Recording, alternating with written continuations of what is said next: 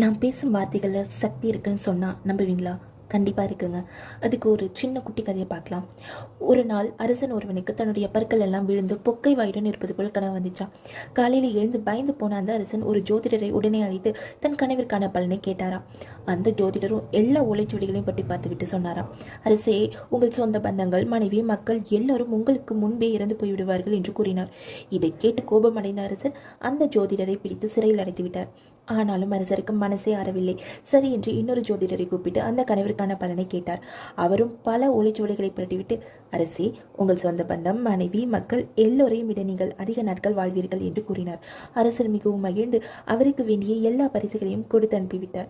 சொல்ல வந்த விஷயம் ஒண்ணுதாங்க, அதை நம்ம எப்படி சொல்றோங்கிறத பொறுத்து தான் இருக்கு. எல்லா விஷயத்தையும் நம்ம பேசும்போது பாசிட்டிவான கண்ணோட்டத்திலேயே பேசணும்னா எதிர்க்க இருக்கவங்க மனசுக்கு சங்கடப்படாது, அந்த விஷயம் அவங்கள பாதிக்கவும் செய்யாது. ஸோ இந்த ஒரு விஷயத்தை எப்போ நம்ம வச்சுக்கணும், நம்மளோட பேசுகிற